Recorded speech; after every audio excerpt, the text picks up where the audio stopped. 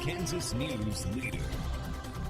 Good evening and thank you for joining us for 13 News at 10. I'm Carrie Larson. Hillary Clinton pulled back from a comment she made Friday night about Donald Trump's supporters.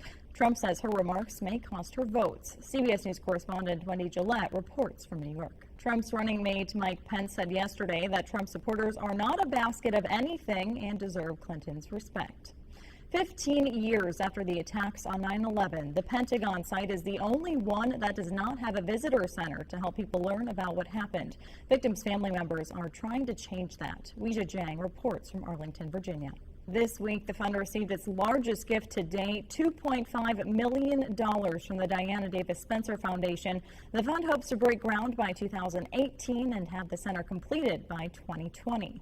Local communities will be honoring the men and women who lost their lives on 9/11 tomorrow, which marks the 15-year anniversary. Fort Riley will hold their annual commemoration ceremony at the Global War on Terrorism Monument tomorrow at 10 a.m.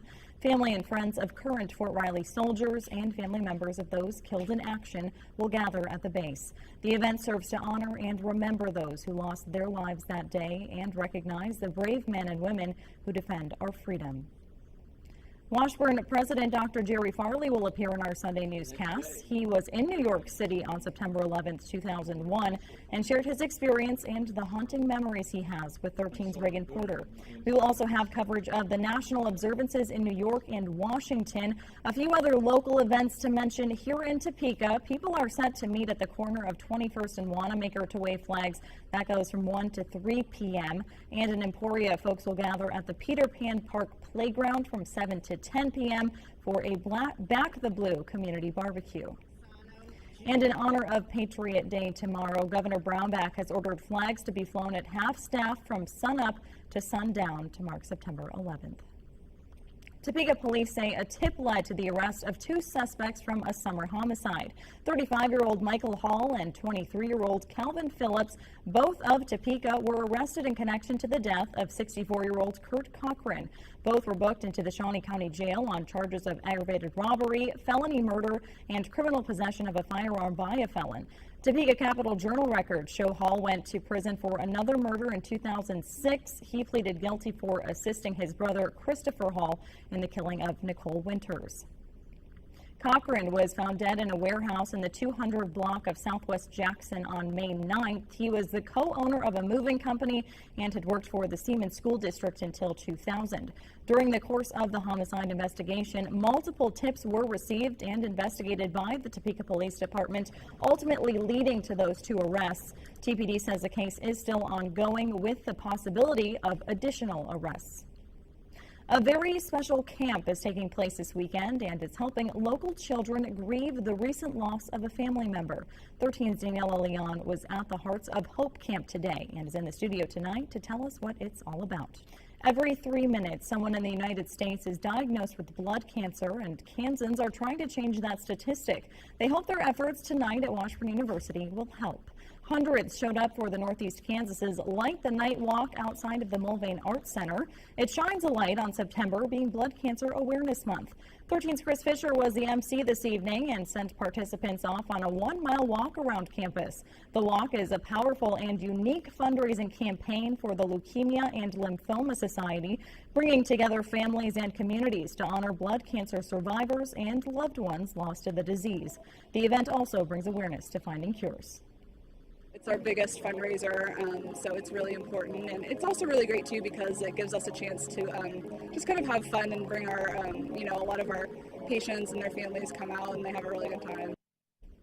Last year, LLS Mid-America chapter raised $68,000 from the Light the Night event. This year's goal was $76,000. People of all ages were invited to a free and educational experience this afternoon. The 10th annual Emergency Services Showcase kicked off at 1 p.m. at the Kansas Expo Center. Members of local fire departments, police departments, and many others greeted all who attended. Kansas Highway Patrol showed what they do in a pullover situation, and a Lifestar helicopter wowed the crowd with a takeoff from the parking lot. The event's organizers hope the showcase will teach people not to be afraid of the men and women who risk their lives in the line of duty in order to keep their communities safe. You know, a lot of time when we deal with the community, it's always like in a worst case scenario. They call 911 for whatever reason, and that's the time, and it's really important to us to have an opportunity to go out in the public, and so kids can see the trucks, they can see us, we get to meet people on more of a personal level instead of a professional level. And to learn more about what the event had to offer, you can visit esstopeka.org. Motorcycle riders revved their engines to give a hand to veterans in the community today. All right, let's ride! The American Legion Post 421 hosted their second annual Hand Up, Stand Up ride earlier today. 175 riders participated in this event, benefiting the PTSD patients at the Topeka VA Hospital and in our community. Kickstands went up at 10 this morning, where riders took off at the Topeka Harley-Davidson. They ended their route around 12:30 in the afternoon at the VA Hospital, where riders and patients met up for lunch and entertainment. The biggest cause to donate is just because these veterans went to war, they stood for us, they fought for our freedom, they've come back, and they're suffering from the mental, the physical, the emotional. Not only that, the veteran suffers, but also the family suffers. 13s this morning, anchor Reagan Porter put her leather boots on this morning and emceed the event, and all proceeds will go towards the PTSD patients and the VA hospital. Bookworms got the chance to meet some of their favorite authors today. The 6th annual Kansas Book Festival kicked off this morning from 9 until 4 this afternoon at the State House. The free event included vendors, food, book signings, and children's activities, which included guest appearances from favorite book characters. Some of the featured authors included Fancy Nancy series author Jane O'Connor and former CIA and NSA director and author Michael V. Hayden. Reading books just opens the whole world up to you, whether you're reading history books or just books about other countries or just using your imagination and reading fiction just that makes you smile. Kansas First Lady Mary Brownback says next year they hope to bring out even more authors and activities. There is a chill in the air tonight, the perfect weather to get us ready for fall, but the warm temperatures and some storm chances loom for the work week. Let's go to Ian Cassette to find out when that rain might come back in our forecast. Hi, Ian. Thanks for that, Ian. Coming up on 13 News, find out why Fort Riley was all about apples today. That's next. Stay with us.